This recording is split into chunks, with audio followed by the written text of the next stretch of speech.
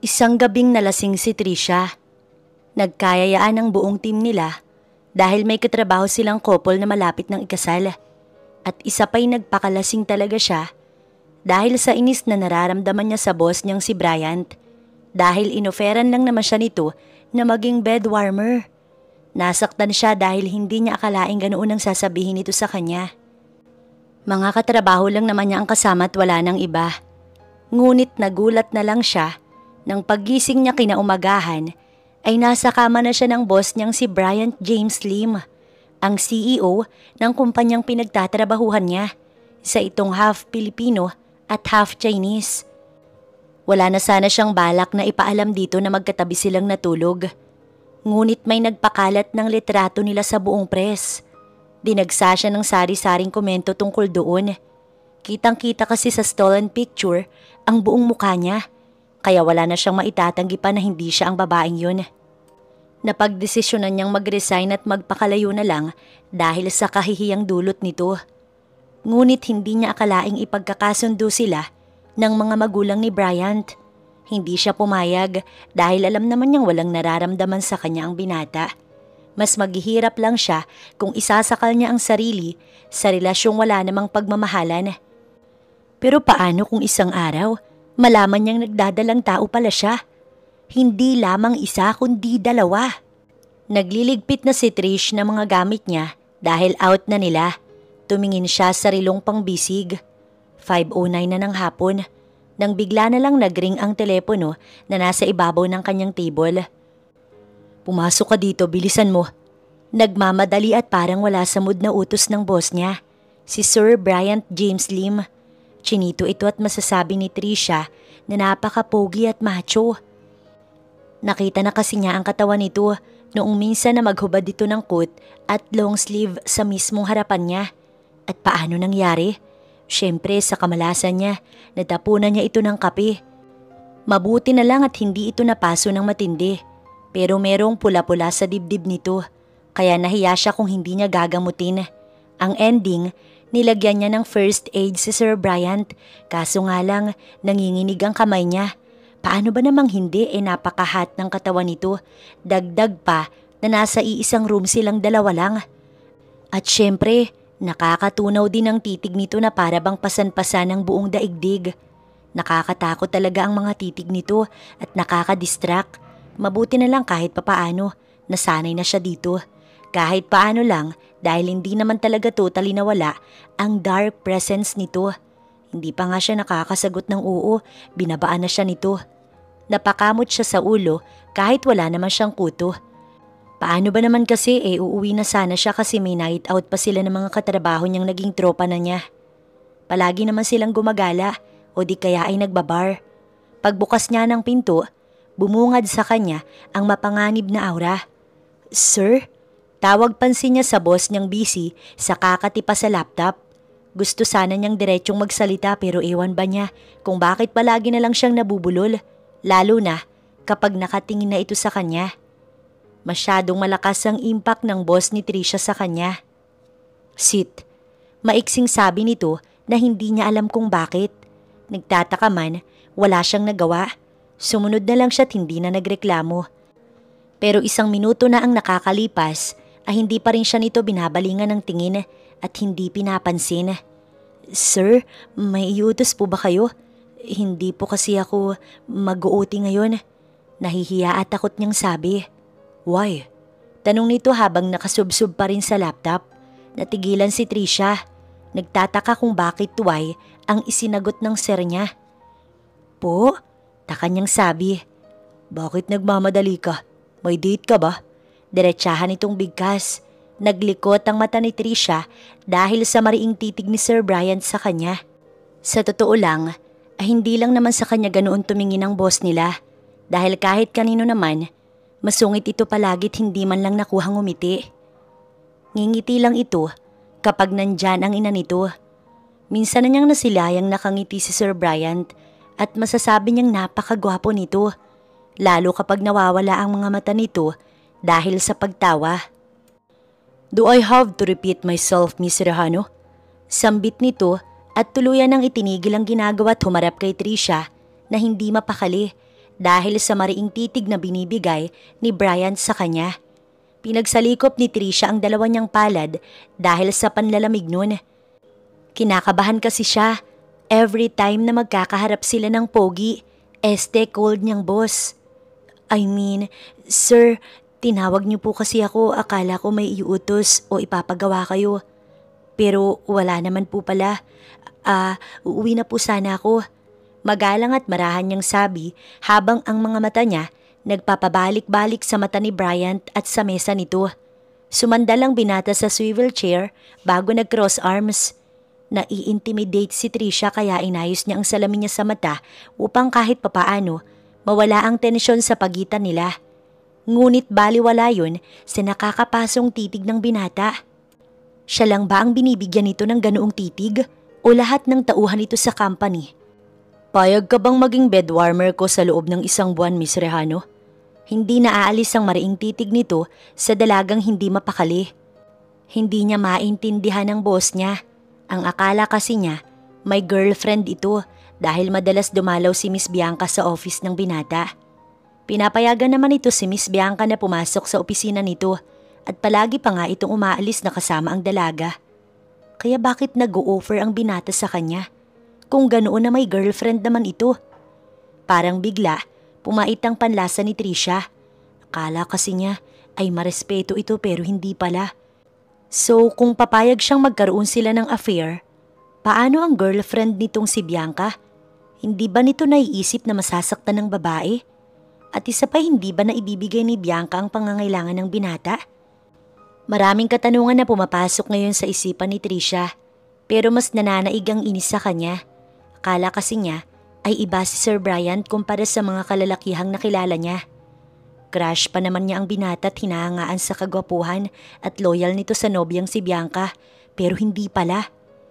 I'm sorry sir, baka nabibigla lang po kayo. Sambit niya na nais pa sana niyang dagdagan ng sinabi. Ngunit maagap na nagsalita ang binata. No, Miss Rehano. I will triple the price basta pumayag ka lang. Napakuyom ang kamao ni Trisha dahil sa galit na namumuo sa kanyang puso. Alam mo sir, gwapo at macho ka sana eh. Kung tutuusin, hinahangaan pa naman kita. Kaso ganyan ka palang tumingin sa mga babaeng mababa na katulad ko. Kahit 1 bilyon pa ang i-offer mo sa akin, hindi ko po matatanggap ang gusto nyo, sir.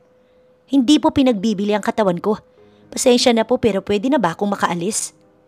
Ramdam ang galit sa kanyang boses. Pero nagulat si Trisha nang matanaw niya ang saglit na pagngisi ni Sir Bryant. Hindi niya alam kung totoo ba ang nakita niya o guni-guni lang yun. Pinaglalaruan ba siya ng kanyang mata? Okay then, Miss Rehano. Salamat sa sagot at para sa kaalaman mo. Hindi ko nobya si Bianca. She's my cousin. Sambit ng binata bago hatakin ang coat nito at kunin ang mga importanteng gamit nito sa mesa. Naiwang tigagal si Trisha at napapalunok sa nangyari. Pero inis pa rin siya at hindi mawawala iyon sa kanyang isip. Dire-diretsong tinungga ni Trisha ang laman ng wine glass na nasa harap niya habang sinasabayan ang tugtog sa buong club. Naghiyawan sila nang maghalikan sina Jeff at Paula na malapit ng ikasal. 11:00 na ng gabi pero naroon pa rin sila at nagsasaya. Nasa mahigit 10 siguro silang lahat na magkakasama sa isang mahabang mesa. Ang ilan nga sa kanila, nakatayo na habang gumigiling kasabay ng tugtugin na nakakaindak. Hindi alintana ni Trisha ang mga kalalakihan sa loob ng bar na kanina pa nakamasid sa bawat galaw niya. Maganda kasi si Trisha at isa pa'y napakaganda ng hubog ng kanyang katawan. At masasabi mo talagang Coca-Cola body. Idagdag pa na malaki ang kanyang hinaharap kaya talagang sa bawat galaw niya, umaalog ang mga iyon. Hindi naman talaga siya yung tipo ng babae na boring manamit. Siguro sa trabaho, talagang professional siya. Hindi niya hinahaluan ng kalandian o kung anuman. Kung manamit siya, ay halos hindi niya na ipinapakita ang tinatago niyang kagandahan. Tanging sa gabi lamang niya iyon na ilalabas kapag kasama ang kanyang mga barkada. Total ay kaibigan naman niya ang mga ito, kaya tiwala siyang pag nalasing, aalalayan siya ng mga ito at hindi sasamantalahin. Ilang beses na rin naman na siyang nalasing Pero maayos naman siyang nakakauwi ng apartment na tinutuluyan nila ng dalawa niyang kasama sa trabaho na sina Amy at si Cassie. "Hey sweetie, dun tayo sa gitna. Let's dance these crazy sounds." Hiyaw ni Amy sa kanya. Brusko mang tignan si Amy ay hindi talaga maikakaila na ito ay Juding. Emerson ang tunay nitong pangalan at pinsan nito si Cassie. Hindi na sumagot si Trisha, bagkus ay kusa nang gumalaw ang kanyang katawan para sumunod sa kaibigang si Amy. Nasa tabi niya si Cassie na sumunod din pala sa kanya. Ngunit sa bawat paggalaw ni Trisha ay para siyang matutumba. I'm tipsy." Sambit niya na tanging siya lang ang makakarinig dahil sa lakas ng tugtog. Naramdaman niya ang palad na dumampi sa balakang niya, pero hindi niya yun inalis sa pag-aakalang si Amy lang yun. Pero nang dumikit ang katawan niya sa katawan ng nasa likod niya, ay naramdaman niyang hindi iyon ang kaibigan niya. Kaya tinabig niya ang kamay na yun, pagkatapos ay humarap dito kahit pa nga nanlalabo ang paningin niya. "Kaya ko pa naman reklamo ng kanyang isip. Napangiti siya. "Hey, don't touch me. My boyfriend will get mad at you, sige ka." Pananakot pa niya sa hindi mamukaang lalaki. Naaaninag niya ang pagngisi ng lalaking humawak sa kanya. "Bakit ka natatawa? May nakakatawa ba sa sinabi ko? Loko to Inis na sabi niya bago inirapan ng lalaki't hinarap ang mga kaibigan niya, ngunit mabilis na nawala ang mga ito. "Nasaan na ba sila? Nandito lang sila kanina Nagtataka niyang tanong sa sarili. "Hey, pinaalis ko na sila. Let's go. You're drunk, baby." Rinig niyang bulong ng lalaki sa tenga niya, pero hinawi niya ito dahil sa kiliting nararamdaman niya, dulot ng pagkakalapit ng bibig nito sa bandang tenga niya. "Lumayo ka nga, kulit mo susumbong kita sa mga kaibigan ko." Lasing na sabi niya kahit hindi niya pa namumukaan ang muka ng kaharap. Blur masyado at nagwawating-wating na ang paningin niya kaya hinahanap niya ang mga kaibigan. Hindi niya na nakita ang lalaking makulit kaya pinagsawalang bahala na lamang niya ito. May dumaang waiter sa di kalayuan sa kanya kaya mabilis niya itong tinawag at kumuha ng isang basong may lamang alak. "Teka po ma'am, hindi po pwede sa inyo yan, lasing na po kayo." Agap ng waiter sa pagtangkang inom niya sa alak, ngunit hindi nagpapigil si Trisha dahil nadadala na siya sa kalasingan. Sa tuwing malalasing si Trisha ay nagiging makulit siya at hindi nakikinig sa kahit na sino. Mabuti na lang at nandyan ang mga kaibigan niya na handa siyang alalayan. "So what? Masarap nga Isa pa nga." Lasing na sabi niya sa waiter. "Naku ma'am, hard drink po yung ininom nyo. Siguradong hindi nyo na po yan kakayanin." Nag-aalalang sabi ng waiter. "Kaya ko pa. Ano ka ba naman?" Makulit na sabi niya ngunit hindi na talaga kaya ng dalaga. Humawak siya sa sandalan ng upuan nang biglang umikot ang paningin niya. Napahawak siya sa ulo nang biglang magdalawa ang paningin niya at para siyang tataob sa kinatatayuan. Mas lalo siyang nahilo nang bigla na lang niyang maramdaman na nakalutang na siya sa ere. Hindi na malaya ng dalaga na binuhat na siya ng isang lalaki. "Bitiwan mo ko." Nangihina dahil sa pagkahilo niyang sabi habang nakapikit. Ngunit nakayapos ang mga kamay niya sa lalaking may hawak sa kanya. Takot na baka siya ay malaglag. "Just sleep, baby." Rinig niyang sabi nito sa malambing na boses. Unti-unting tumahimik at parang nasa isang silid na sila. Naramdaman na lamang niya ang lambot ng kama sa likod niya. Maayos siyang inihiga ng lalaki at tinanggalan ng sandals. Iminulat niya ang mga mata. "Ang pogi mo naman. Sino ka nga ulit?" Makulit na tanong ng dalaga na hindi niya mamuka ang boss pala niya ang kaharap niya.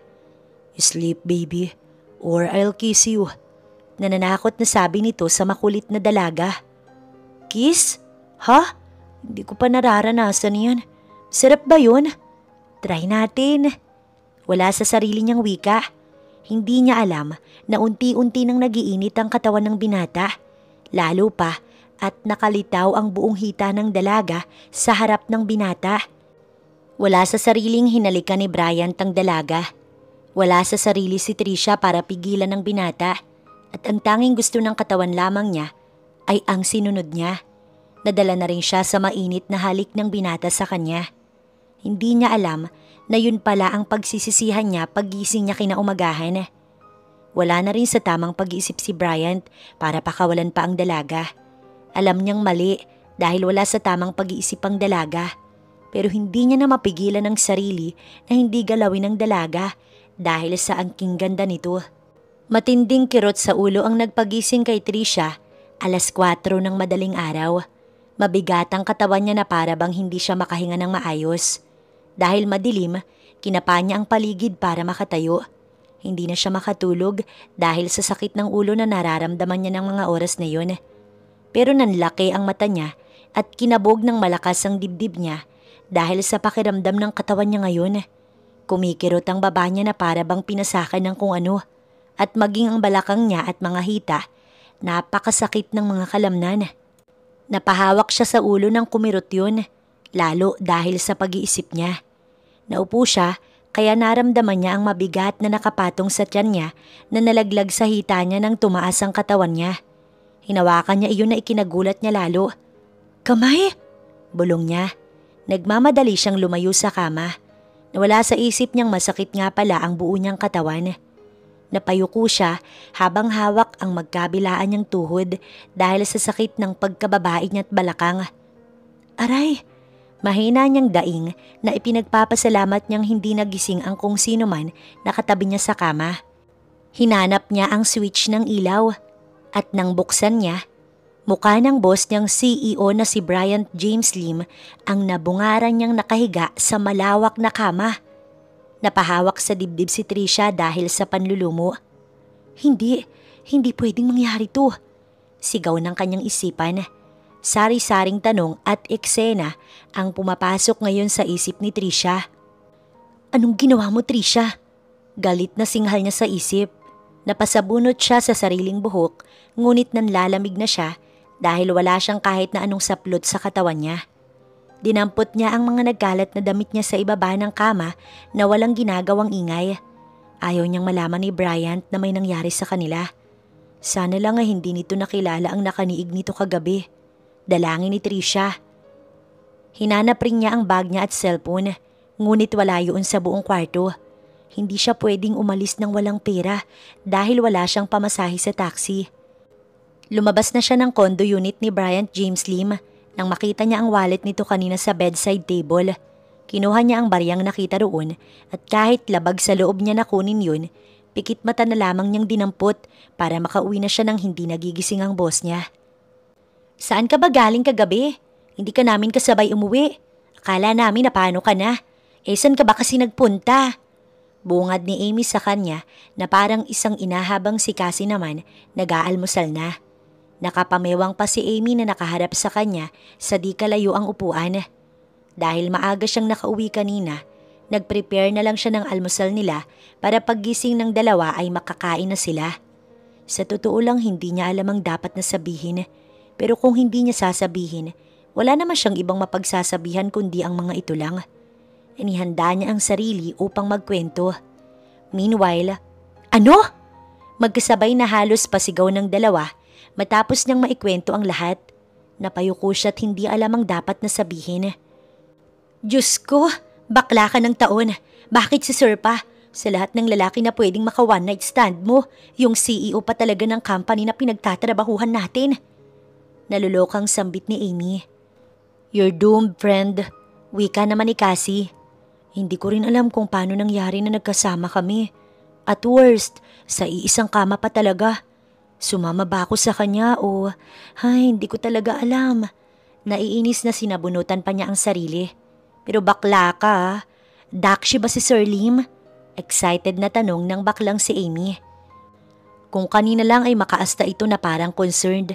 Tapos ngayon, tuwang-tuwa pa't nagawa pang itanong ang bagay na yun. Siyempre naman, sa tangkad, macho at laki ng katawan ni Sir. Naku, siguradong napakalaki nun. Si Cassie na tila siguradong sigurado. Hay naku, hindi ko na kailangang alamin. Kitang-kita naman ang ebidensya sa lakad mo palang na bakla ka. Kung ako sa'yo, wag ka na munang pumasok ngayon kasi baka di mo kayaning bakla ka. Paalala ni Amy. Yes, friend. Pahinga ka na muna kaysa iika-ika ka dun. Sabihin pa na paano ka pa. Baka mamaya malaman pang nabembang ka. Nakakalokong sabi ni Cassie na kanyang ikinaingos. Gaya nga ng payo ng dalawa, hindi siya nakapasok maghapon. Nagpahinga siya at nagbabad sa maligamgam na tubig upang kahit papaano maibsan ang kirot ng katawan niya. Pero pag uwi ng mga kaibigan niya galing sa trabaho, gulat na gulat siya sa ibinalita ng mga ito. Bakla ka, hindi mo ba napanood sa TV? Diyos ko day, ano bang nangyari? Bakit may nakakuha ng litrato na magkasama kayo sa kama? Hindi mapakali si Amy habang ikinukwento kay Trisha ang baon ng mga ito na balita. Ayon sa mga ito, kalat na kalat ngayon sa buong social media platforms at telebisyon ang tungkol sa relasyon nila ng isang sikat na bilyonaryo at CEO na si Bryant James Lim. Nakakapsyon pa nga ang mga salitang, bilyonaryo at CEO na si Bryant James Lim na mataan sa isang bar kasama ang hinihinalang nobya nito.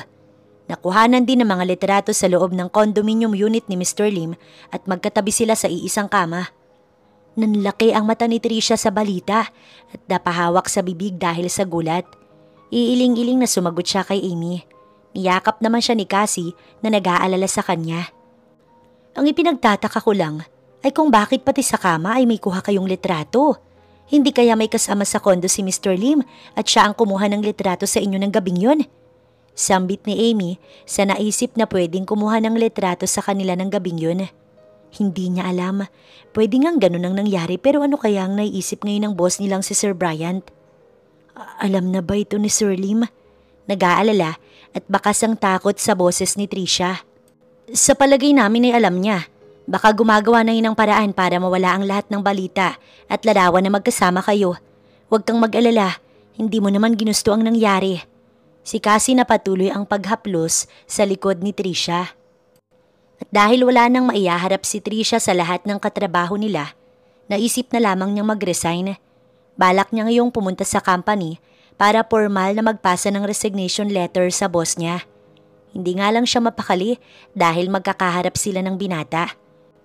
Uuwi muna siya sa probinsya ng papa niya sa Camarines Sur at doon magpapalamig kahit ilang buwan lang pagkatapos ay babalik siyang muli sa Manila at magtatrabaho.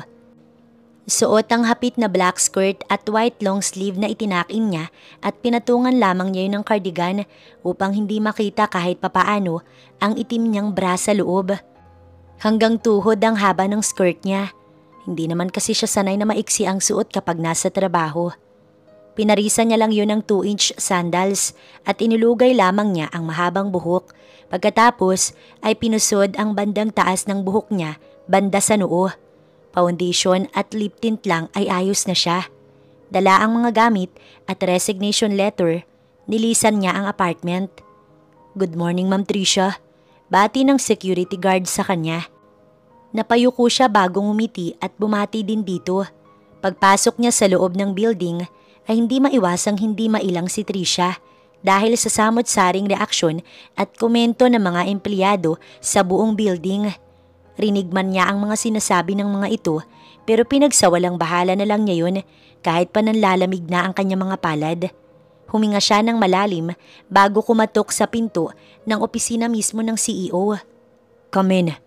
Malalim at magaspang na sambit nito na nakapagbigay kay Trisha ng kaba at kilabot. This is it.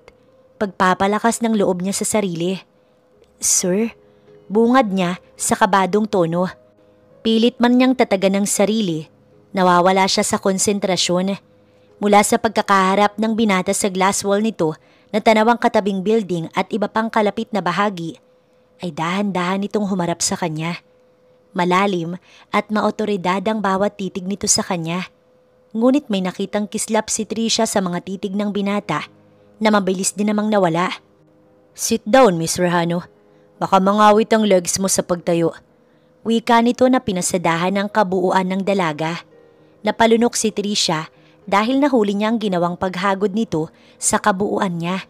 Bigla na namang bumalik sa alaala niya ang mga nangyari noong gabing magkatabi sila sa kama. Hindi na po ako magtatagal, sir. Nandito po ako para ipasa ang resignation letter ko. Matapang niyang sabi na hindi tumitingin sa mata ng kaharap. Hindi niya tuloy nakita ang pagngiti ni Bryant na mabilis ding nawala at napalitan ng kunot noo. So you want to resign? Tukoy nito sa sinabi ni Trisha kanina. Yes sir, mahina niyang sabi. Nanlalamig ang mga kamay ni Trisha. Tumayo si Bryant at lumapit sa kinaroroonan ng dalaga. Napaatras si Trisha dahil sa takot na baka magkadikit na naman ang kanilang mga katawan. Sa tingin mo papayagan kitang makaalis lalo pa ngayon na kalat sa buong mundo ang nangyari sa atin? May galit na sabi nito habang nagiigting ang mga panga. Nanlaki ang mga mata ni Trisha habang pilit na lumalayo sa binata na siya namang pilit na lumalapit sa kanya. Hindi ako papayag na umalis ka at iwan ako nasa kahihiyan na sitwasyon. Nalaman na rin naman ng magulang ko ang nangyari at sinabihan nila akong kapag hindi kita iniharap sa kanila, itatakwil nila ako bilang anak. Kaya sa ayaw at sa gusto mo hindi ka makakawala sa akin. Naiintindihan mo ba, Miss Rehano? Mariing sambit ng binata. Hindi na malaya ni Trisha ang mabilis na pagpulupot ng kamay nito sa kanyang bewang. Lumayo siya ngunit maagap ito at mabilis na nilapit siya sa katawan nito na ngayon ay magkalapat na. Ramdam niya ang tigas ng katawan nito. Ganon din naman ang binata. Ramdam ni Bryant ang malambot na katawan ng dalaga. Hindi ka magre-resign. Hindi iyon salita lang, kundi utos mula kay Bryant. Hindi mo hawak ang desisyon ko, sir. Nandito po ako para mag-resign. At wala na po akong pakailam kung itakwil ka ng mga magulang mo o hindi. Hindi ko nga po alam kung bakit napunta ako sa kama niyo ng gabing yun. Pinagsisisihan ko po ang nangyari. At kung maibabalik ko lang ang lahat, ay hindi na lang sana ako nagpakalasing ng gabing yun. Mahabang sambit ni Trisha, ngunit nang matapos siya sa pagsasalita, mariin siyang hinalika ng binata na tila ba pinapatigil siya sa pagsasalita niya. Siniil siya nito ng napakalalim na halik. Mariin, mapangangkin, mapagsamantala at higit sa lahat ay sabik. Hindi siya makagalaw dahil sa bilis ng pangyayari. Namalaya na lang din kasi niya ang dalawa niyang kamay na hawak ng malalaking palad ng binata na nakataas sa ere habang ang isa naman itong kamay ay nasa pisngi niya na halos sakop na rin ang panga niya dahil sa laki at lapad ng palad ng binata. Hindi siya tumugon sa halik na iyon ng binata sa kanya. Kaya gumawa ng paraan si Bryant upang siya'y pasunurin. Bumaba ang mainit nitong palad. Doon ay napasinghap ang dalaga. Kaya nagawa ni Bryant ng tuluyan ng nais. Nang bigla na lang bumukas ang pinto at malakas na singhap ang nakapagpatigil sa kanyang ginagawa. Nahihiyang nagyuko ng ulo si Trisha habang si Bryant naman agad na tinakpan ng malaki niyang katawan ang kabuuan ng dalaga. What is happening here, son? Malakas na bigkas ng bossing babaeng mukhang may edad 50s. Explain this immediately, iho. Malalim naman at baritono ang pangalawang nagsalita. Sa tingin ni Trisha ay mga magulang ito ni Bryant. Mas lalong nanliit si Trisha sa kinatatayuan niya. Mom, Dad, you're invading our privacy. Reklamo ni Bryant sa biglaang pagpasok ng kanyang mga magulang. This is your office for God's sake, anak. Hindi ba pwedeng sa ibang lugar niyo gawin niya ng babae mo? Galit na singhal ng ina ni Bryant. What? Mom, she's my girlfriend. Don't talk to her like that. Mariin at seryoso ang pagkakabigkas noon ng binata na alam ni Trishang galit ito sa tinura ng ina nito sa kanya. I'm sorry, Iha. I don't know na ikaw pala ang girlfriend ni Bryant. Kung alam ko lang hindi sana kita napagsalitaan ng kung ano-ano kanina. Hawak ni Mrs. Lim ang palad ni Trisha habang humihingi ng pasensya sa mga nasabi nito sa kanya kanina. Nasa isang mamahaling restaurant sila kasama ang magulang ni Bryant. Formal na ipinakilala siya ng binata sa mga magulang nito na tutol sa kanya. Hindi naman kasi siya pumunta roon para magpakilala sa mga magulang ni Bryant, kundi para umiwas sa gulo. Sana lang ay wag umabot sa mga magulang niyang nasa probinsya nila ang lahat ng nangyayari sa kanya ngayon. Tiyak niyang mapapagalitan siya ng mga ito at pauuwiin. Hindi siya makasagot sa ina ni Bryant. Masyado itong elegante at napakaganda nitong manamit. Bumagay pa dito na natural na mismo ang ganda nito. Sa bagay, saan pa ba magmamana si Bryant kundi sa mga magulang nito? We just want to clarify things, Iha. Kalat na sa buong mundo ang nangyari sa inyo ng anak ko. We decided na ipakasal kayo sa isa't isa. Mariin at seryosong sambit ng ama ni Bryant na kanina patahimik at nagmamasid. Nanlaki ang mga mata ni Trisha. Hindi po kasal ang solusyon sa problemang ito, sir. Magalang niyang sagot. Then, anong solusyon sa problemang kinakaharap ng pamilya namin ngayon, iha? Hindi mo ba alam na dapat ay ikakasal si Brian sa ibang babae na anak ng isa sa mga Silvestre? Pahayag nito na ang binabanggit na Silvestre ay isa rin sa pinakamayamang angkan sa Pilipinas. Yes, iha. Hindi na matutuloy yun because of you. Hindi namin nahayaang basta na lamang gawin ng anak namin ito sa'yo. Hindi namin siya pinalaki para takbuhan ng kanyang responsibilidad, lalo pat nalaman ng buong mundo ang nangyari sa pagitan ninyo. Sang-ayon ng ina ni Bryant, pero tutol si Trisha. Hindi niya kayang magpakasal at matali ng habang buhay sa lalaking hindi naman siya mahal. Nakatahimik lang na nakatingin sa kanya si Bryant. Akala niya, magrereklamo ito sa kasal na sinabi ng magulang nito pero wala. Wala itong reaksyon. Siguro kaya wala itong tutol sa kasal nila ay dahil ginusto nito. Ginusto nito na hindi matuloy ang kasal nito sa babaeng anak ng Silvestre na tinutukoy ng mga magulang nito. Pero paano siya? Bakit siya pa? Marami namang babae dyan na pwedeng pakasalan ng anak nila. Sigaw ng isip ni Trisha. I'm sorry ma'am and sir pero tingin ko po ay nabibigla lang po yata kayo sa nangyayari. Hindi po ako magpapakasal sa anak nyo. Seryoso ngunit kabadong sambit niya. Nag-angat ng tingin si Brian sa kanya na salubong ang mga kilay na tila hindi gusto ang kanyang mga sinabi. Hindi pa po ako handa para sa pagpapamilya at wala pa po akong balak na bumuo ng pamilya sa ngayon. Pasensya na po ma'am and sir pero mauuna na po ako. May mga gagawin pa po ako. Salamat po sa tulong ninyo. Iniwan na niya ang mga ito pero naramdaman niyang sumunod sa kanya si Bryant kaya mas lalo niyang binilisan ang lakad. Ngunit malalaki ang bias nito kaya naabutan siya at hinaklit sa braso. Galit itong bumungad sa kanya. Hindi ka aalis at lalong hindi ka tatanggi sa kasal natin. Tuloy ang kasal. Puno ng riin sa bawat sambit ng binata. Nababaliw ka na ba, sir? Pinagdiinan ni Trisha ang salitang sir. Magkaiba ang mundo natin at lalong hindi kita boyfriend para pumayag na maikasal sa'yo. Hindi ko nga alam kung bakit at sino ang kumuha ng litrato habang magkasama tayo sa kama mo. Sabihin mo sa akin may kinalaman ka ba rito?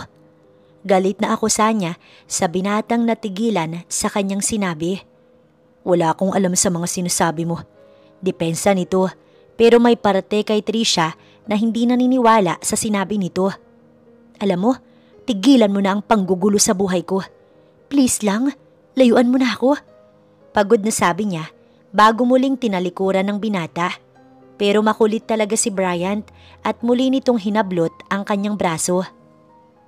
Trisha, hindi ka aalis. Ikakasal tayo at pananagutan kita. Magsimula tayo sa umpisa please.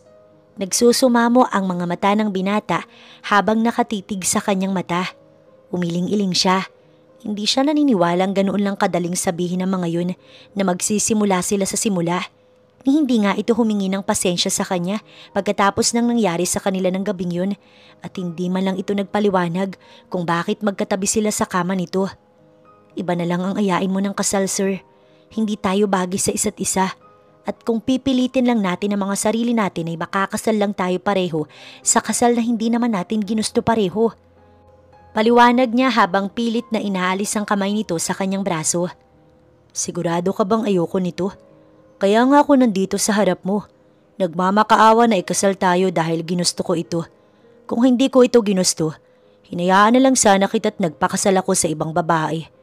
Sinserong sabi ni Brian sa dalaga. Naramdaman ni Trisha na totoo ang sinasabi nito sa kanya.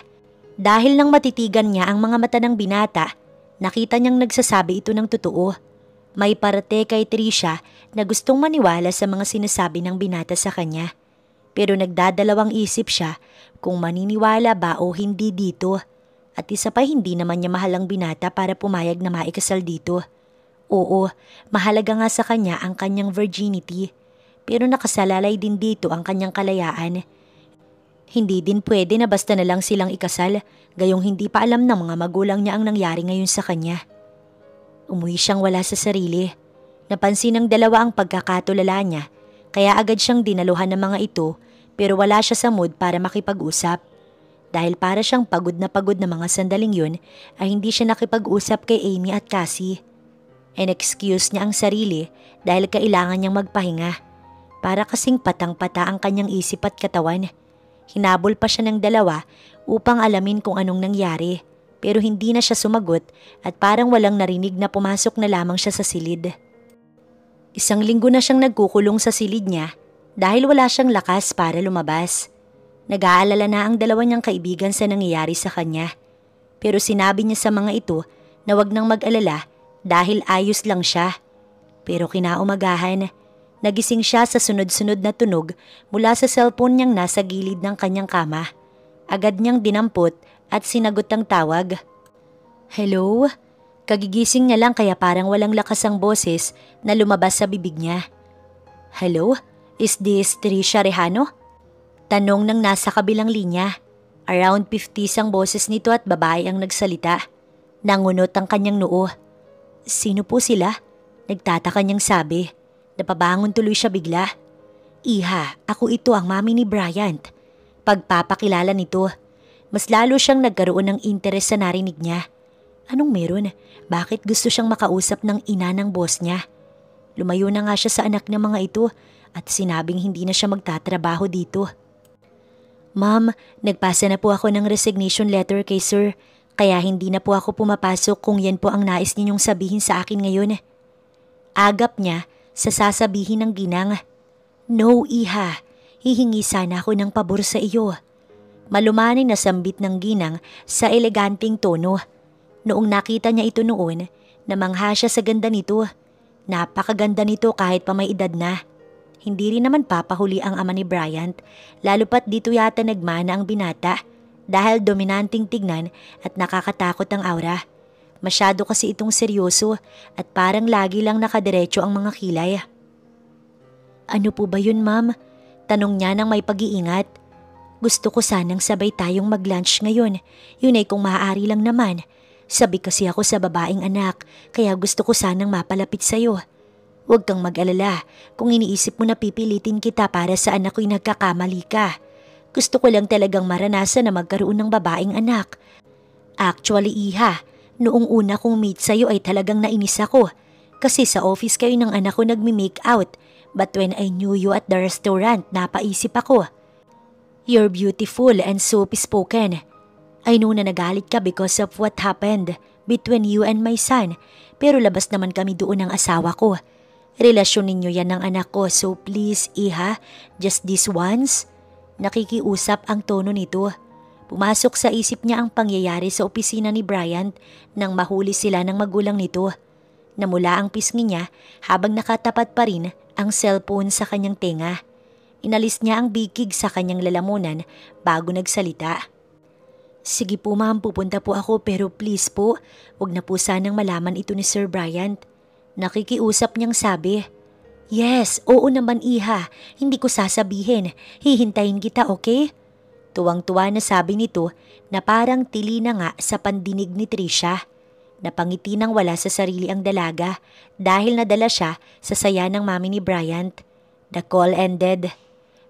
Bit-bit ang shoulder bag niyang maliit na ang laman ay pera, wallet, foundation at lip tint niya. Tinungo niya ang gate na nasa harapan niya. Napakalaki noon at puro bakal na may pinturang yellow gold. Tanaw ang loob ng bakuran, ngunit hindi tanaw mula sa labas ang bahay ng mga lima. Puro puno at halaman kasi ang nakapaligid, kaya hindi siguro makikita mula sa labas. May doorbell naman siyang nakita sa gilid ng gate, kaya pinindot niya iyon. Ilang beses lang, may lumabas na naka-uniforming babae na nasa edad 40. Kayo ho ba si Miss Trisha Rejano, ma'am? Nakangiti nitong tanong sa kanya. Agad siyang tumango kaya pinagbuksan na siya nito ng napakalaking gate. Iha, you're here! Masayang niyakap siya ng napakahigpit ng ginang at hinalikan pa siya sa pisngi na ikinailang niya. Napakaganda kasi nito at talagang nakakamangha. Inilibot niya ang tingin sa napakalawak na mansyon. Oo, mansyon ng bahay na sinasabi ni Mrs. Lim. Kahit siguro magtrabaho siya ng 10 taon, hindi niya kayang bilhin ng ganito kalaking mansyon. Come here, iha. Ano-ano nga pala ang mga favorite foods mo at dishes mo? Aya nito sa kanya. Nahihiya siyang sumagot. Sinigang po na hipon at mga gulay-gulay lang po. Tsaka paksiw po na isda gaya ng tilapiyang paksiw, sapsap na pinaksiw at galunggong po.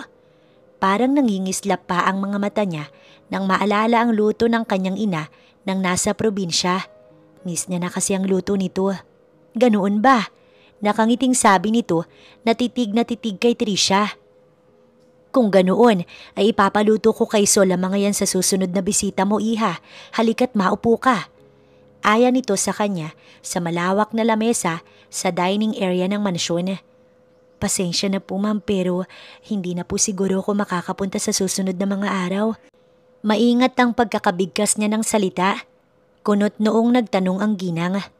Bakit iha? Luluwas na po kasi ako sa probinsya namin. Pasensya na po kayo ma'am. Nahihiyang sagot niya. Kita niya ang paglamlam ng mga mata ng ginang na mukhang nalungkot sa kanyang sinabi. Ngunit mabilis din naman iyong napawi at ibinalik ang sigla sa kanyang mga mata. Halika iha, kumain na tayo. Di bale, magkikita pa rin naman tayo, hindi ba? Kain lang ng kain dyan, marami akong pinaluto sa mga kasambahay ko. Wika nito sa masayang tono. Nalungkot siya para sa ginang, ngunit hindi naman niya pwedeng bawiin ang sinabi. Tuloy na ang pag-alis niya. Siguro ay doon na lang muna siya sa probinsya. Tutal, matagal na rin naman siyang pinauuwi ng kanyang tatay. Madam, si Senyorito Brian po ay narito. Hinahanap po kayo. Magalang na paalam nito sa amo habang nakayuko ng bahagya. Bigla na lang kumabog ang dibdib ni Trisha. Sure siya sa sarili na sa mga oras na yun, kinakabahan siya at hindi mapakali. Nanlalamig ang mga palad niya sa hindi malaman na dahilan. Natigil din sa hawak niyang kubyerto sang palad niya na sana idadampot na ng pagkain. Oh son, you're here. Alanganin ang pagkakangiti ng ginang sa anak nitong kadarating lang. Halata sa ginang ang pag-aalala kay Trisha. Ipinangako kasi niya sa dalaga na wala ang anak nitong si Bryant kapag nag-lunch silang sabay ni Trisha. Napalunok si Trisha nang marinig ang baritonong boses na iyon ni Bryant mula sa kanyang likuran. Naistatwa siya at hindi nakagalaw dahil sa kakaibang epekto ng binata sa buong sistema ng dalaga.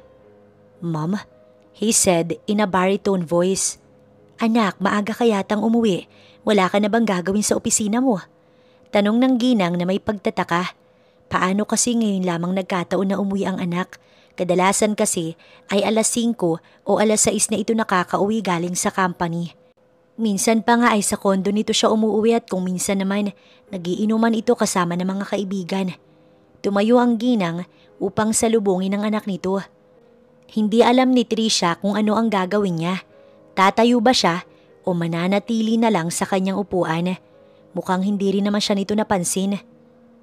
Tumawag ako pero si Manang ang sumagot. Sinabi niyang may bisita raw po kayo. I just came here to check on you. Sambit ng binata. Oh son, napaka-sweet mo naman sa akin.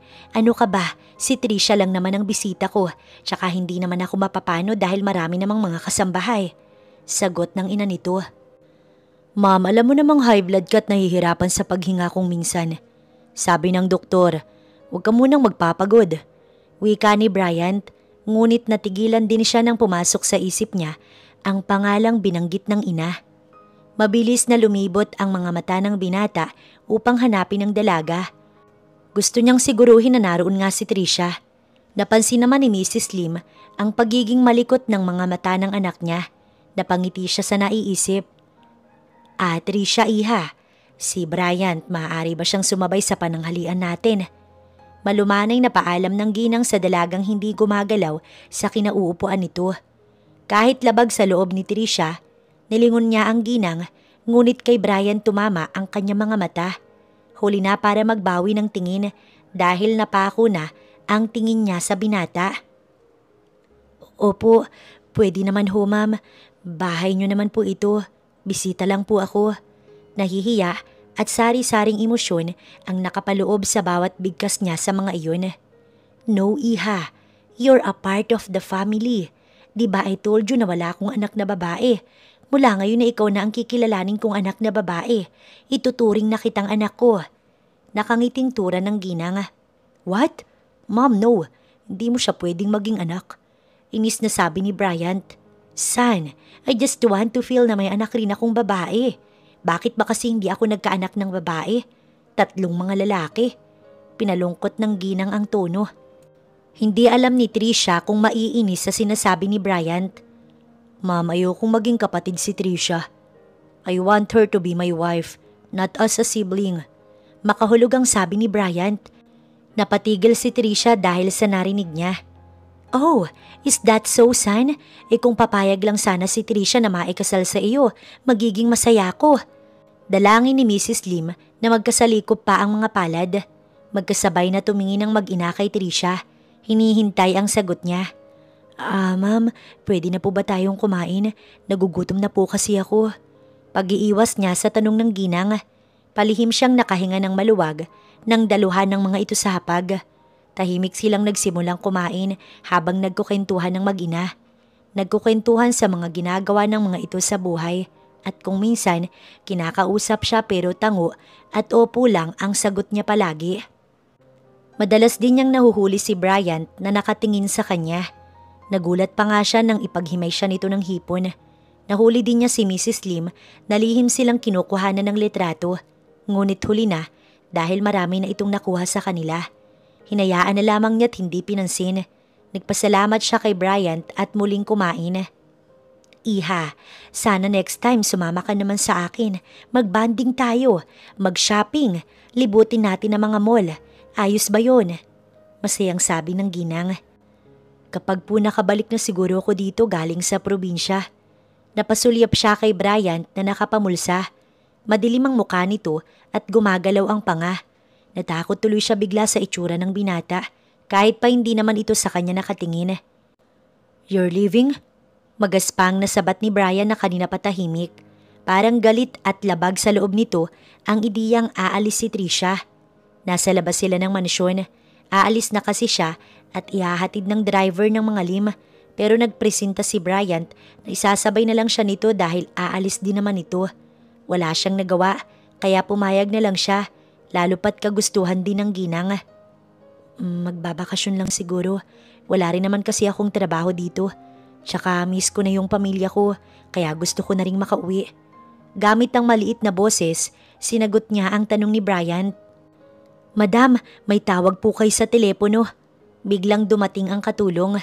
Nagpaalam ng maayos si Mrs. Lim at iniwan silang dalawa ni Bryant. Hindi alam ni Trisha kung titingin siya kay Bryant o sa iba na lang niya ipapaling ang tingin.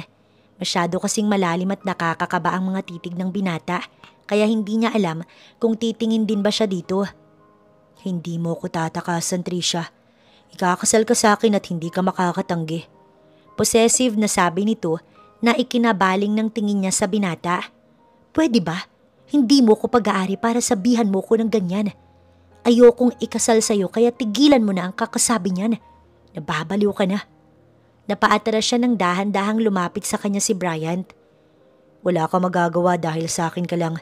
Hindi mo gugustuhin ang gagawin ko kung lalayuan mo ko.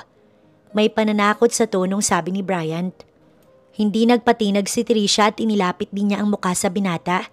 Hindi siya pwedeng magpadala sa pananakot nito dahil tsak na palagi siya nitong sasabihan ng kung ano-ano. At ano naman ang gagawin mo? Papatayin mo ko? Yes, I will kill you by pleasuring you until you moan my name and get impregnate. Mariin at mapang-angkin na sambit nito habang magkalapit ang kanilang muka at katawan. Dumaloy ang kaba at takot sa buong katawan ng dalaga. Makalipas ang ilang araw, nakauwi na nga si Trisha sa kanilang probinsya. At ngayon nga, 1 linggo na mula nang makauwi siya ng Camarines Sur sa probinsya ng kanyang magulang. Nagtatanim ng mga gulay at prutas ang ama ni Trisha sa bukid habang ang ina naman niya nagluluto ng pananghalian nila ng tanghaling yun. Napabalikwa siya sa pagkakaupo sa upuang gawa sa kawayan nang malanghap niya ang nilulutong ulam ng kanyang ina. Nasa ilalim siya ng puno ng malaking mangga. Malayo naman siya sa bahay nila pero langhap pa rin niya mula sa kinapupwestuhan ang amoy ng niluluto ng kanyang ina. Sapo ang bibig nang dumukwang siya sa damuhan para sumuka dahil sa hindi nagustuhang amoy, ngunit wala namang lumabas sa bibig niya. Napaupo siyang muli habang himas-himas ang sikmura niyang hinahalukay. Tinakpan din niya ang ilong dahil sa naaamoy niyang mabaho na hindi yata nagustuhan ng kanyang sikmura. Kinaumagahan, nagduduwal na naman siya. Nakahiga pa siya ngunit nang may malanghap siyang pabango na gamit ng isa sa mga kapatid. Grabe ang karipas niya ng takbo papunta sa banyo. Mabuti na lamang at hindi malayo ang banyo nila dahil naroon lang yun sa loob ng bahay. Dahil kung nagkataon, baka nahirapan pa siya. "O anak, masama ba ang pakiramdam mo? Maputla ka?" Tanong ng nanay niya habang sinusuri ang kanyang kabuuan. Lumapit siya sa mesa at naupo habang hawak ang sikmura. "Hindi ko din po alam, inay. Nahihilo din po ako at parang nabahuan ho ako sa amoy ng pabango ni Troy." Anya na ang tinutukoy ay ang pabango ng kapatid niyang sumunod sa kanya na si Troy. "Hindi naman mabaho ang pabango ko, ate ah." Nagtatakang hindi sang-ayon ng kapatid niya. "Mukhang may nararamdaman ka nga. Huwag ka na munang masyadong kumilos. Magpahinga ka muna at huwag nang sumama sa pag-aani ng prutas." Sambit ng ina niya sa salitang istrikta. Natahimik siya at hindi na lamang kumibo. Ngunit ganoon na naman ang nararamdaman niya sa mga lumipas na araw. Tahimik lang na nagmamasid ang kanyang ina. Hindi iyon napansin ni Tricia dahil nga sa iniindang kakaiba sa kanyang katawan. "Inay, hindi na ho. Iinom ko na lang po ito ng gamot at siguradong aayos na ako." Wika niya nang sabihin ng ina niyang ipapacheck up siya nito sa bayan. "Basta, gumaya ka at tutuloy tayo sa ayaw at gusto mo." May painalidad na sambit ng kanyang ina. Wala siyang nagawa kaya sumama siya. Masungit man ang ina niya, alam naman nilang magkakapatid na mabait ito at may busilak na puso. Masyado nga lang istrikta ang kanyang ina, kaya takot silang magkakapatid na gumawa ng kalukuhan. "Congratulations, Miss Rehano. You're 6 weeks pregnant and it's a twin." Nakangiting bati ng doktora sa kanila. Kanina pa nila hinihintay ang resulta na kinuhang blood test sa kanya. Kinabahan siya kanina nang mabasa sa itaas ng gusali ang salitang obigaini. Alam niyang para sa mga buntis yun, kaya laking pagtataka niya nang dalhin siya ng kanyang inaroon. Mahinala na siya pero ipinagsasawalang bahala na lamang niya dahil ayaw naman niyang isipin ang posibleng pagbubuntis niya dahil hindi naman pwedeng magbuntis siya. "Dok, buntis ho ba talaga ang anak ko?" Mariinat garalgal ang tono ng kanyang ina.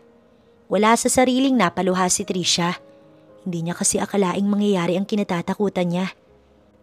Ano na lang ang maihaharap niya sa kanila?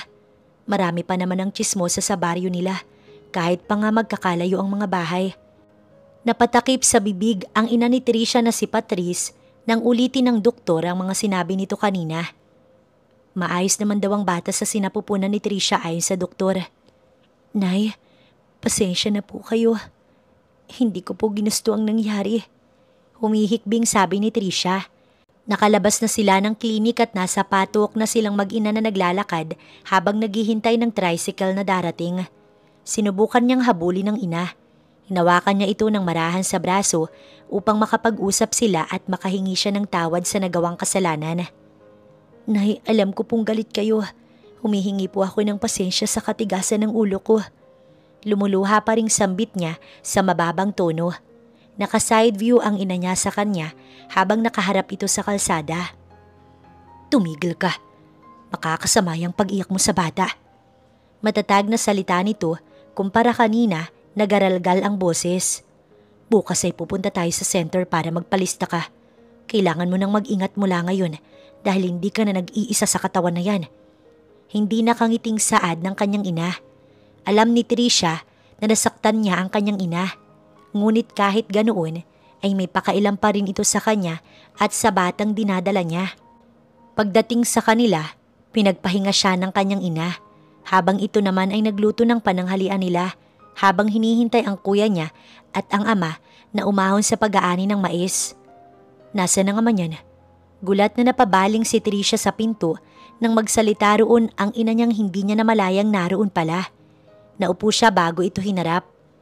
"Taga Manila ho, inay." Maikli niyang sagot. Hindi niya alam kung paano uumpisahan ang kwento. "Hindi ka pananagutan?"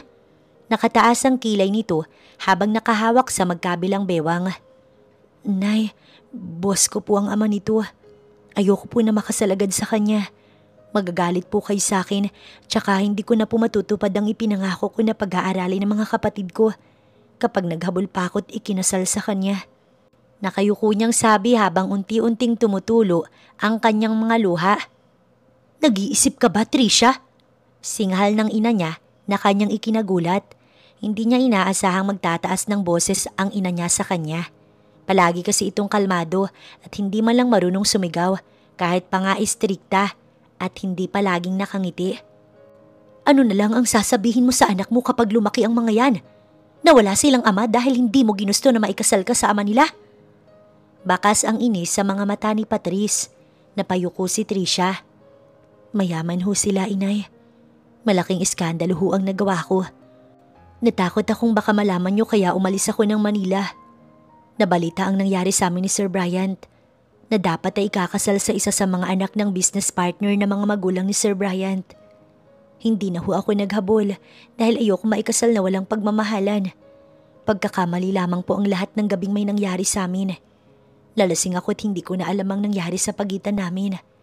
Nagising na lang akong nasa kama na ako ng amo ko. Gusto ko na pong magpakalayo-layo, inay. Sana po'y naiintindihan niyo ko.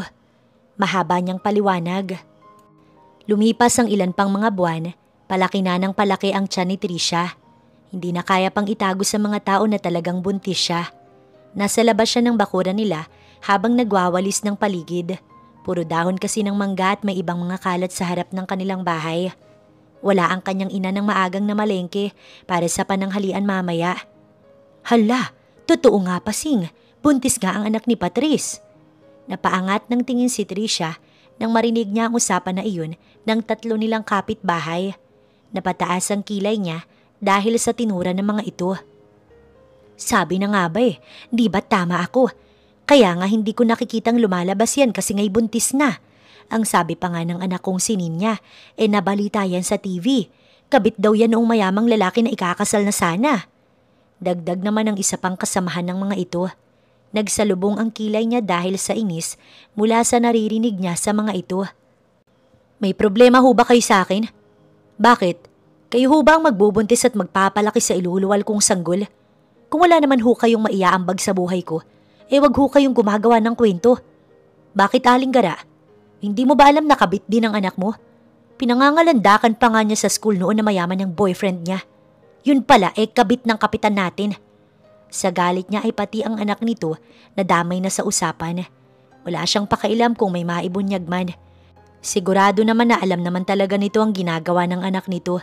Nagkakapera sila kaya hinahayaan na lang nila na kumabit ang anak nila sa pamilyadong tao. Kitang-kita niya ang pagsinghap sa mga bibig at gulat sa mga mata ng dalawang kasama ni Aling Gara. Totoo ba ito, Gara? Oo nga, bakit ngayon lang namin nalaman? Kaya pala marami kayong pinamamalengki palagi. Rinig niyang usapan ng tatlo. Gulat ang mga mata ni Aling Gara at takot sa mga isiniwalat niya pero wala na siyang pakailam. Nasabi na niya ang gusto niyang sabihin kaya pumasok na siya sa loob ng bahay. Mamaya na lang siguro niya ipagpapatuloy ang pagwawalis sa bakuran kapag wala na ang mga tsismosa nilang kapitbahay. Lumipas pa ang ilang mga buwan hanggang sa maisilang na niya ang kanyang dalawang kambal na anak. Normal niya itong nailabas ng maayos dahil hindi naman siya pinabayaan ng nanay at tatay. Isiniwalat na rin niya noon sa pamilya niya ang nangyari sa kanya kung bakit siya nabuntis at sa alok na mga magulang noon ni Bryant na ipakasal sila ng binata. Tutol ang ina niya sa kanyang naging desisyon. Gusto daw nito na buo ang kanyang pamilya pagdating ng kanyang kambal na anak.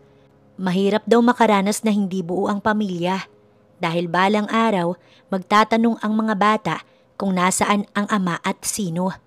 Patuloy pa rin naman ang mga tsismosa sa paligid nila, ngunit hindi na lamang niya pinapansin. Ang importante ay ang anak niyang palalakihin niya ng mag-isa lamang. Kasama ang kapatid niyang si Trina ay nagpunta sila ng center upang pabakunahan ang dalawang kambal na sina Gabriel at Tristan. Parehong lalaki ang kambal na isinilang niya at talagang napakapogi ng mga ito. Pareho ang kanilang mga mata, kulay abo na namana ng mga ito sa kanilang ama. Identical twin ang mga ito, ngunit may palatandaan naman ang kanilang pagkakaiba kaya hindi nalilito si Trisha Kung sino sa mga ito si Gabriel at si Tristan. Pagkatapos sa center, dumiretso sila sa palengke. Hindi sila pumasok sa pinakaloob dahil masyadong matapang ang amoy na baka makaapekto sa kambal. Kaya sa gilid na lamang sila tumingin ng pwedeng bilhin, gaya ng damit ng kambal, supot sa kamay at sa paa pati na rin ang puting towel. Babayaran na sana niya ang mga pinamili nang may humintong van sa gilid ng daan kung saan katapat lamang niya dahil nandoon ang pwesto ng tindahan ng mga kung ano-anong gamit ng baby. Iha! Gulat ang mukha ni Mrs. Lim nang bumaba ito sa van at pagmasdan siyang mabuti. Ma'am? Halos hindi na iyon lumabas sa bibig ni Tricia dahil sa gulat at takot na naramdaman niya. Bitbit niya si Tristan habang hawak naman ni Trina si Gabriel na parehong mahimbing ang mga tulog matapos umiyak kanina dahil sa bakuna sa kanilang mga maliit na braso. Pinagmasdan ng ginang ang dalawang sanggol na hawak niya at ni Trina at base sa ekspresyon nito ay alam nito ang katotohanan.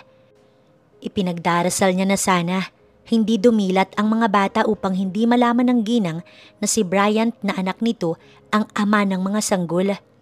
Matagal na kitang ipinapahanap. Nalaman ko na narito ka lang sa Camarines. Nagbabaka sakali ako na isang araw makasalubong kita at makitang muli. Nakangiti at halos maluhaluhang sabi ni Mrs. Lim sa kanya. Nilapitan siya nito at niyakap ng mahigpit. Hindi niya namalayang umiiyak na pala ang ginang sa kanyang balikat. Bakit ho? May problema po ba kayo? Nagtataka niyang tanong. Kinuha ni Trina sa kanya ang pera para mabayaran na ang tinderang naghihintay ng bayad. Come with me. Kumain tayo at mag-usap. May importante lang akong sasabihin sa'yo. Nakikiusap ang mga mata ng ginang sa kanya habang hawak nito ang kamay niya. Mabuti na lamang at hindi nagising si Tristan na nasa bisig pa rin ni Tricia. Pinagmasdan ni Mrs. Lim ang batang hawak niya ngunit hindi naman ito kumibo. Please, Iha, may ipaliliwanag ako sa'yo. Pakikiusap muli nito nang hindi siya kumibo sa sinabi nito. Nagkatinginan sila ni Trina at alam niya na alam na rin ni Trina ang nangyayari. Kinuwento kasi niya na si Mrs. Lim ang ina ng nakabuntis sa kanya dahil naikwento niya na noon pa sa mga ito. Hindi kalaunan, pumayag na nga silang sumama kay Mrs. Lim. Dinala sila nito sa isang restaurant na alam ni Triciang mayayaman lang ang kayang pumasok doon. Maupo kayo. Marahang sambit ng ginang habang hinihintay ang waiter na makalapit sa kanilang pwesto. Umorder kayo ng kahit ano. Ako ang sasagot. Huwag kayong mahiya. Sweet na sabi nito habang may ngiti sa labi. Nakikiusap ako, Iha. Bumalik ka na. Kung kailangan kong lumuhod sa'yo ay gagawin ko.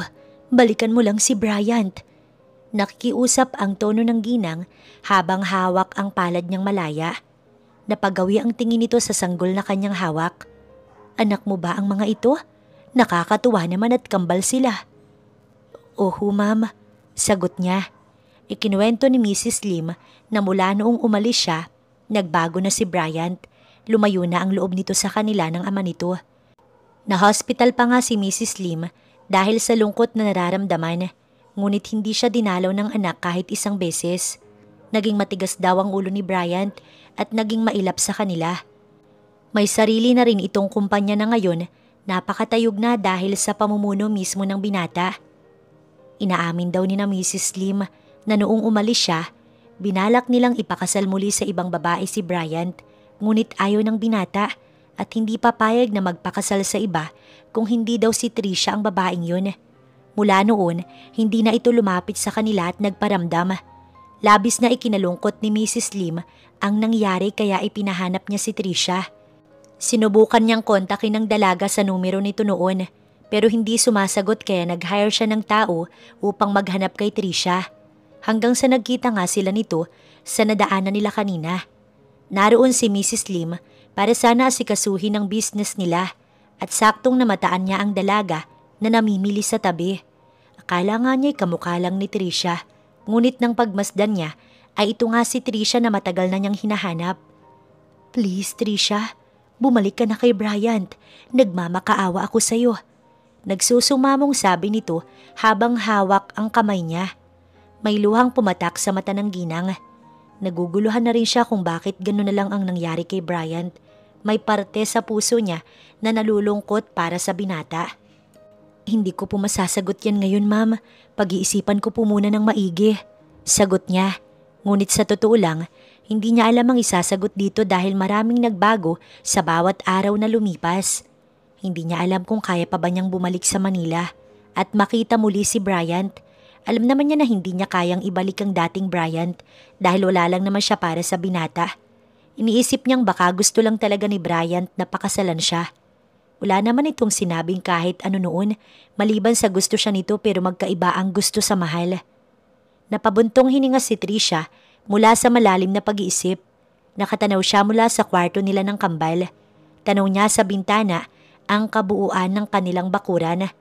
Huni ng ibon at pagaspas lamang ng dahon gawa ng dumaan na hangin sa mga iyon ang maririnig. Mahimbing ang tulog ng kambal habang nakahiga ang mga ito sa duyan. Ipinagtapat din niya kay Mrs. Lim na anak niya kay Bryant ang kambal.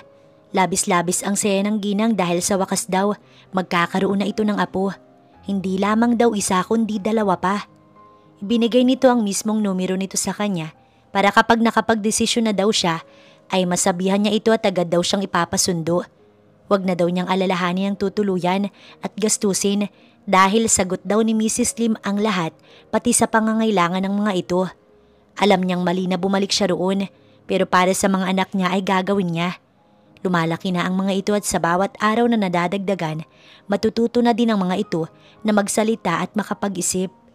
Baka dumating ang panahon na siya ang sisihin ng mga ito dahil hindi nito nakagisna ng kanilang ama. Gusto niyang ipakilala ang kambal kay Bryant at baka kapag ginawa niya iyon, magbagong muli ang binata. Hindi niya na ipagkakait ang kambal kay Bryant basta wag lang nitong ilalayo sa kanya ang kambal. Masaya kami anak dahil sa desisyong ginawa mo. Tama lang ang ginawa mo dahil para rin naman kay Gabriel at Tristan ang mga ginagawa mo ngayon. Alam kong mahirap para sa iyo ang lahat ng mga nangyari. Pero nandito kami ng tatay mo. Kung kailangan mo kami ay suportado ka pa rin namin. Walang magbabago. At sa desisyong tatahakin mo maging masaya ka sana. Huwag mong pababayaan ang kambal ha. Mahal na mahal ko itong mga apo ko. Mahabang wika ng ina niya sa mga apo nito bago halikan sa noo ang kambal at nagpaalam. Sumakay na sila sa van na pinasundo sa kanya ni Mrs. Lim. Sa mansyon ng mga Lim sila tutuloy ayon sa ginang. Tuwang-tuwa nga ang mga ito, lalo na ang lolo ng kambal dahil makikita na ng mga ito ang kanilang unang apo kay Bryant. Walang pinagbago sa mansyon. Kung ano ang ayos dati ay ganoon pa rin naman ngayon. Mas dumami nga lang ang mga halamang nakalagay sa paligid ng hardin. Dito muna ang kwarto mo at sa tabing kwarto naman ay ang sa kambal. Don't worry iha, I already hired a nanny na magbabantay sa mga apo ko. By the way, ilang months na nga ulit sila? Imporma ni Mrs. Lim sa kanya at pagkara ay itinanong ang edad ng kambal. Magfa 5 months na po sila ma'am. Magalang niyang sagot. Ano ka ba? Bakit ma'am pa rin ang tawag mo sa akin hanggang ngayon? Mommy or ma'am na lang ang itawag mo sa akin mula ngayon. Sige po ma'am. Nahihiya pa niyang sambit. Pumalakpak ang ginang at niyakag na siya sa dining area. Pauwi na ang asawa ko. Makikita na rin niya ang mga apo namin. Kahawig ni Gabriel ang lolo niya na kamukha talaga ni Bryant. Hay, wala man lang nakuha sa akin ng mga apo ko. Kunwari ay nalungkot na sabi ng ginang na ikinatawa niya. Ako rin naman po, wala silang nakuha sa akin maliban kay Tristan na kakulay ng blondie kong buhok. Natatawa na lang niyang pag-comfort dito.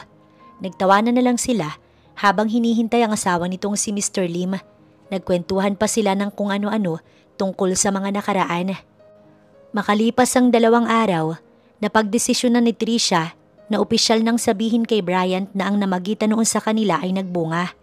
Hinayaan siya ni Mrs. Lim na wag munang sabihin kay Bryant noong unang araw na pagkadating nila sa mansyon.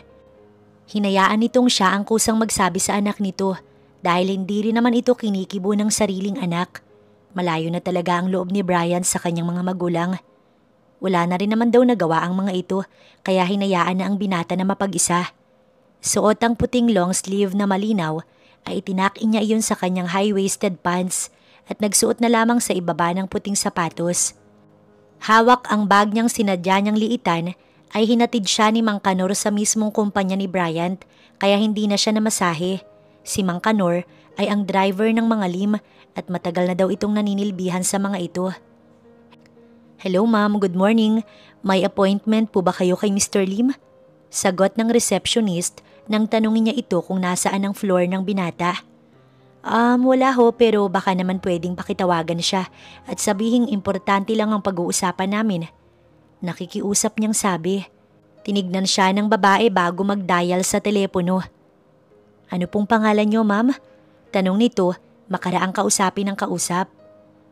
Tricia Rejano. Sagot niyang nakangiti. Lumipas muli ang ilang minuto bago nito ibaba ang hawak na telepono. I'm sorry ma'am, but Mr. Lim is not available at this moment. He is in the meeting, I'm sorry. Nanlumo si Tricia sa narinig. Akala pa naman niya makakausap niya na ngayon ang binata. Patalikod na sana siya nang maisip niyang baka pwedeng hintay na lang niyang mayari ang meeting ng binata. Bumalik siya sa reception area at muling kinausap ang babae. Miss, baka pwedeng hintayin ko na lamang si Mr. Lim doon sa lobby. Pumayag naman ang babae at sinabi nitong sasabihan na lang siya kapag natapos na ang meeting ni Bryant. Akala niya may mapupwestuhan siya sa lobby ngunit wala. May mga nakapwesto na kasing kalalakihan na sa tingin niya, nag-uusap-usap ang mga ito tungkol sa trabaho dahil mukha itong mga empleyado roon. Tumayo na lamang siya sa malapit lang para in case na tawagin siya ng babae, maririnig niya agad. Pero mag-iisang oras na yata, hindi pa rin siya tinatawag ng babae. Nilingon niyang muli ang pwesto ng mga kalalakihan kanina at laking tuwa niya nang makitang wala na ang mga ito roon. Agad siyang lumapit at naupo sa isa sa mga upuan doon kaya kahit papaano, naipahinga niya ang binti niyang kanina pa nangangalay. Yumuko siya upang hilutin iyon sa pag-asang kahit papaano, maibsan ng sakit na nararamdaman niya sa kanyang mga binti. Pero nang iangat niya ang ulo, nabungaran niya ang pares ng mga sapatos sa harapan niya. Agad niyang hinanap ang may-ari nito at laking gulat niya nang makilalang si Bryant ang nakatayo sa harap niya. Madilim ang anyo nito at salubong ang mga kilay. Napansin niyang nasa likod nito ang babaeng nasa reception area na kausap lang niya kanina. Nakayuko ang babae kaya hindi niya makita ang mukha nito. Get up and follow me. Utos nito sa baritonong salita. Mukhang galit ito base sa aura na bumabalot sa mukha nito. Humarap ito sa babaeng empleyado nito. And you fired. Dumagundong ang mariin ngunit may tonong galit sa boses ni Bryant. Napamaang si Tricia sa inasal ng binata. Gulat siyang napanganga dahil sa nangyari. Nagtataka niyang pinagmasdan ng babaeng lumuluha ngayon sa harapan ni Bryant. Naglakad na si Bryant at tinalikuran ng babae. Ngunit maagap niyang pinigilan ng pagtangkang pag-alis nito. Hindi niya alam kung saan siya kumuha ng lakas para magalit sa ginawa nito sa empleyado nito. Bakit mo siya tinanggal? Ano bang ginawa niya sa'yo? Nagtatrabaho naman siya ng marangal at maayos ha. Nagtaas siya ng boses na ikinasalubong lalo ng kilay ni Bryant. Nabigla din ito sa kanyang sinabi. Hindi rin inaasahan ito na magrereklamo siya sa nangyari. Wala kang kinalaman dito, Tricia. Kaya kung ako sa'yo, sumunod ka na lang sa akin. Mariin pa rin at hindi natitinag sa pwesto nito ang binata. Mas lalong nainis si Tricia. Hindi! Hindi ako aalis dito hanggat hindi mo binabawi ang sinabi mo sa empleyado mo kanina. Wala kang karapatan na basta na lamang siyang tanggalin sa trabaho. Dagdag pa niya na halos maglabasan na ang litid sa leeg niya. Nakakaagaw na rin sila ng mga manunood na empleyado sa kumpanya. I have the rights because I own this company. Higil na parang nagtitimpi lang ang binata. Napahawak pa ito sa buhok nitong nakabagsak sa bandang noo nito na tila ba stress na kay Tricia. Yun na yun? Yun lang ang dahilan mo ha? Sumbat niya pa. Napapikit si Brian bago nagmulat ng mga mata. Alam mo ba kung bakit ko siya tatanggalin sa trabaho niya? Dahil pinaghintay ka niya ng napakatagal dito sa lobby. Na pwede namang sa office ko na lang sana ikaw naghintay. Look at the time. It's past 12 and you haven't eaten your lunch. Galit na singhal nito na nakapagpamaang kay Tricia. Hindi niya alam na ang kinagagalit pala ng binata ay ang paghihintay niya ng napakatagal sa lobby. Pero bakit? Bakit nagagalit siya? Lito pa rin siyang nakatayo roon. Napabalikwas lang siya nang hawakan siya ni Brian sa braso. Come on sweetheart, let's go to my office. Aya nito na masuyo ang pagkakasabi.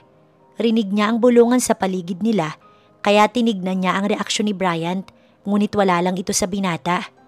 Pagkaupo sa sofang naroon mismo sa loob ng office nito, binuksan ng binata ang Tupperware na may lamang mga pagkain. Hindi niya alam kung saan galing yun pero baka inutos nito sa sekretary nito na bumili ng pagkain. Inasikaso siya nito at talagang inalalayan. Naninibago siya sa inaasal ni Bryant dahil kanina lamang galit na galit ito na parang halimaw tapos ngayon naman ay malambing at maasikaso na akala mo'y asawa niya. Tama na ang pagpapantasya mo Tricia, hindi mo siya asawa. Pagbabawal niya sa sarili. So bakit ka pumunta ngayon dito sa opisina ko? Isasabihin ka ba? Malumanay na tanong ng binata pagkalapag nito ng baso sa mesa. Kakatapos lamang nilang kumain kaya nagsisimula na si Bryant na mag-usisa sa biglaang pagpunta niya. Huminga muna siya ng malalim bago sumagot dito. Kinakabahan siya kaya pinaglaruan niya ang mga kamay niyang nasa ibabaw ng kanyang hita.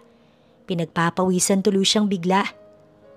Noong bago ako umalis sa Manila, hindi ko alam na nabuntis ako. Tumigil siya sandali upang malaman ang reaksyon ni Bryant.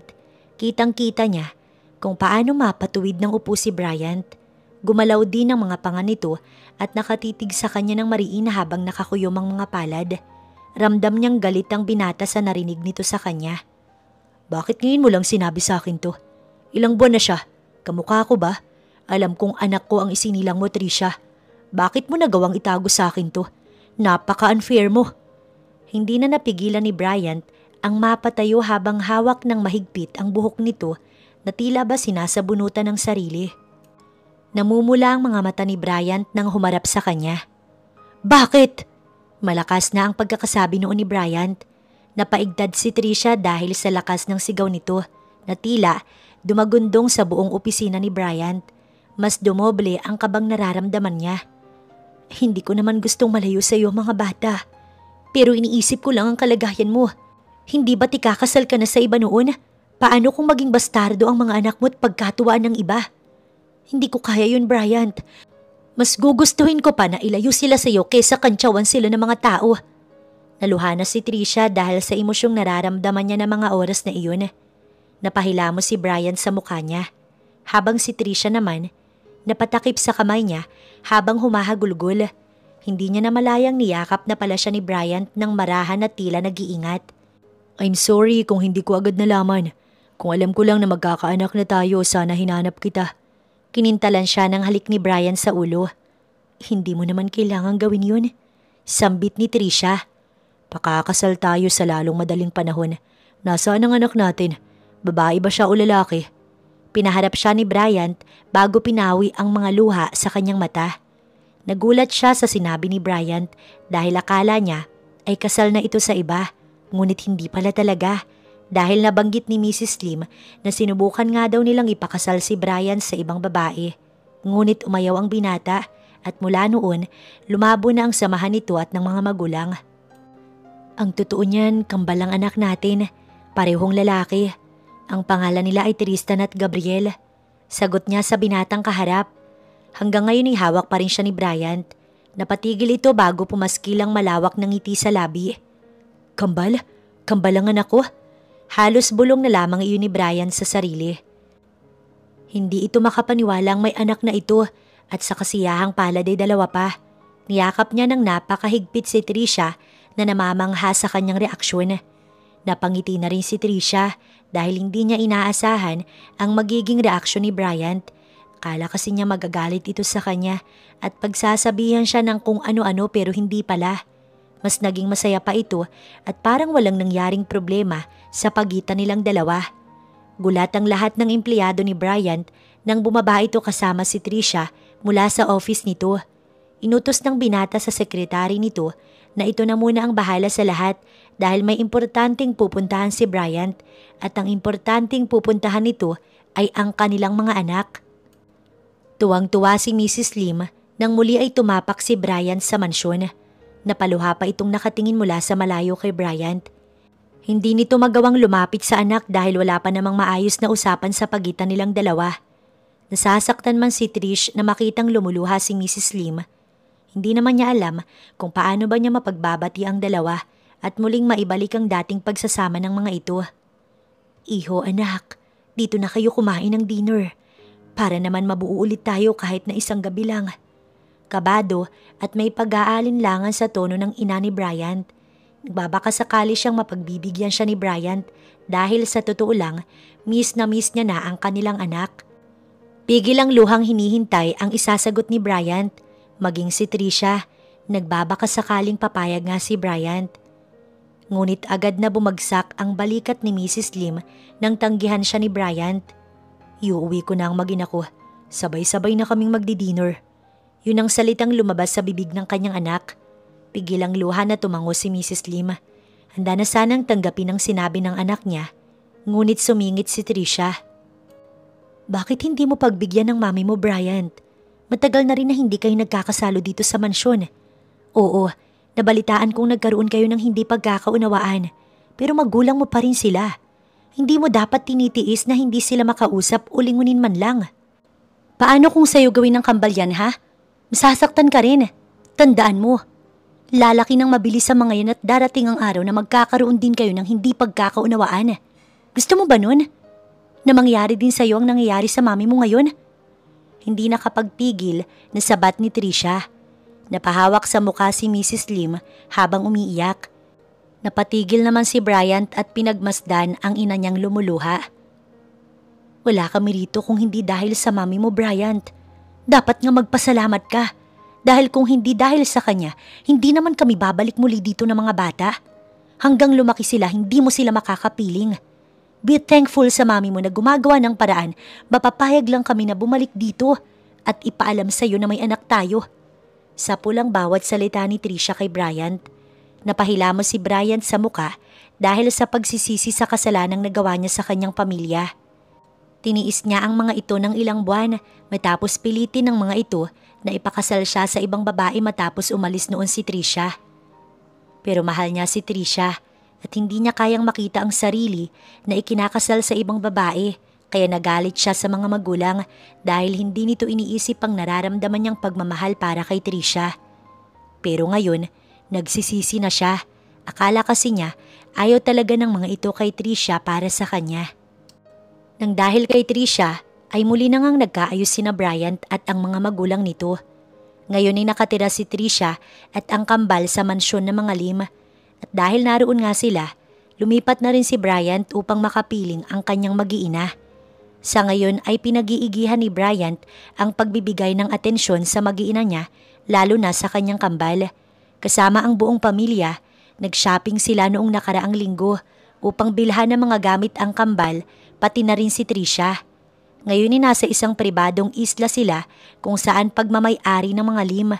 Nagbabakasyon silang buong pamilya para kahit papaano masulit nila ang noon hindi nila nagawa. Mabilis na hinabol ni Trisha ang tapi na nagtatakip ng kanyang pang-ibabang saplot. Nakatupis bikini siya na kulay pula kaya mas lalong tumingkayad ang kanyang kulay. Hindi naman talaga siya maputi pero masasabi naman kahit papaano may ibubuga din siya. Maging sa hinaharap niya ay panglaban.